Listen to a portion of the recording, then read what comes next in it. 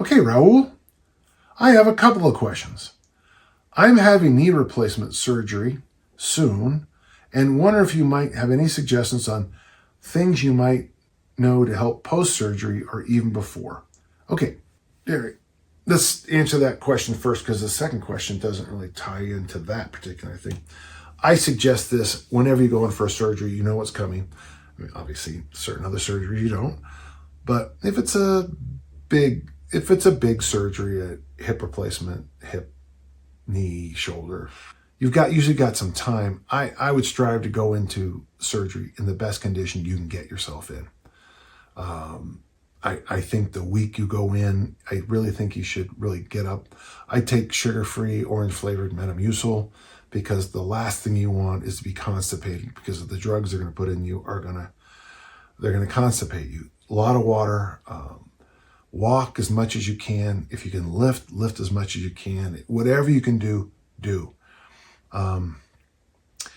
If you get a surgery time, like, I don't know, you have to be at the hospital at 8, roll out of bed early and get a walk in before surgery or whatever. After surgery, do your best to work out whatever you can work out. Now, a knee replacement, it's only one side. If you can work the other leg, that's great. You probably can work your upper body. You can push, you can pull, you can even do some chair work and, just do some stuff. That'll help a lot. And then after surgery, that is such a good time to clean up your diet. Even though you're going to want comfort foods because of what's going on, if you can stay with the protein and veggies, I think you'll be a lot happier. Okay, now to the other questions, okay?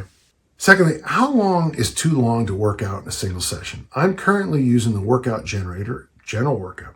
I chose the hour long. After that, I ride the bike for 30 minutes using the Maffetone parameters.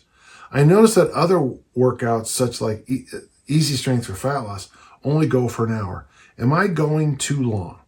By the way, I'm 61 years old and still work out 3 to 4 days a week using the workout generator. Well, Raul, that's great. Let's do it this way. Think about it this way. Let's just say you do the workout generator 3 hour-and-a-half workouts a week. And that's it. That's pretty good. You only need 100 minutes, according to the research, to get the benefit a week, to get the benefits of exercise. You're doing that, almost 3 times as much, almost. Within throwing distance of getting that. So is it too much work? Well, no. The reason we go to the hour workouts with the fat loss the Easy Strength for Fat Loss is because we're going 5 days a week for an hour, and then the other 2 days a week is just walk if you can make it work. So in your case, you're going 4.5 hours a week. In my case, I'm going 5 hours a week. Now, when you had that fourth workout, you go ahead of me again, but I walked those other 2 days.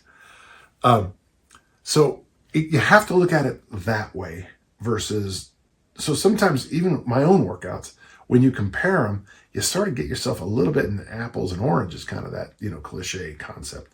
You're basically in the week, you and I are both, if I'm doing Easy Strength for Fat Loss and you're doing the workout generator followed by the bike, we're both doing about the same number of hours a week. Memorize what I'm about to tell you. Everyone listening, memorize this. Raul's training 3 hour-and-a-half training sessions a week. He's doing pretty well. He's 61. He's taking care of business. He's getting the job done. If he really wants to improve and he's going to enter a contest, I mentioned this before, that's 24 hours a day, 7 days a week.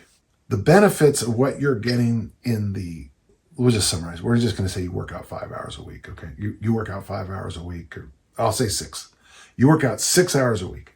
The benefits you get at 6 hours a week are here, and they're good, and they're solid. The tweaks you make to get yourself contest ready for the platform, 24-hour day commitment, 7 days a week, you're kind of in, Arnold called stay hungry, but really, if you've ever really tried to diet down, it's stay starving, okay? You're always hungry. All the workouts, all the extra cardio, all the tanning, all the manscaping, all the stuff, the posing practices, if you move up from 5 hours a week to just say 10 hours a week, you're not going to get 5 more additional hours of benefit for most people. So here's this minimum you're doing here, and then here's this maximum you're doing here. The steps in between, that's the fuzzy part of my world. In finance, they sometimes have that great concept called the barbell. You have this wall of money you make. Let's just say it's your 9-to-5 job, though a lot of people are in a different world now. Here you are in your 9-to-5 job, and it gives you you get a nice salary, you get health, you get dental, you get eyes, you get retirement, and you get bonuses. Good. Then over here, on the far end here, you invest in the craziest ideas you possibly can, because one of those investments might, shoot to the moon. I did that with an investment. I'm not going to tell you what it was. And the first day it went public, I doubled my money. And I'm not saying that I'm very smart. Just when I looked at it, I was like, who in the hell would want to do that? Well, these guys. And I thought it was a good idea. I understood what it was. I understood everything. So you have this one side, you have the solid wall, and then you're rolling the dice with some of your money. There's nothing new to this. Warren Buffett says the same stuff. Everyone else does too. I first heard this by Peter Lynch, I think, beating the street or something like that. So you're working out 3-4 days a week for an hour and a half. You're getting all the benefits. If you decide to enter a contest and it's 24/7, you will get more benefits. In the middle is hazy. In the middle is hazy.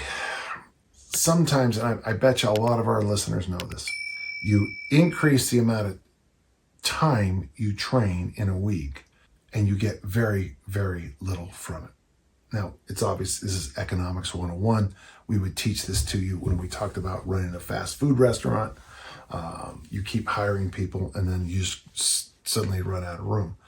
The example I always use was a local place here in Utah where during the rush hour, it was one person's job to say, do you want lemon with that? So, you would be shuttling your way down with your food and they would say, during the rush, the afternoon, the big lunch rush, someone was hired to say, do you want lemon with that? They give you lemon. Do you want lemon with that? They give you lemon. Do you want lemon with that? No, I don't. They wouldn't give you lemon. Well, when it's slow, there's no need for the lemon person. So when you start thinking about your training from an economic view, sometimes just sticking with 3 or 4 workouts for an hour and a half is far better than worrying about whether you're getting enough. Raul, you're getting enough. And it seems to me, just by the way you're typing this, that things are going well. Good job.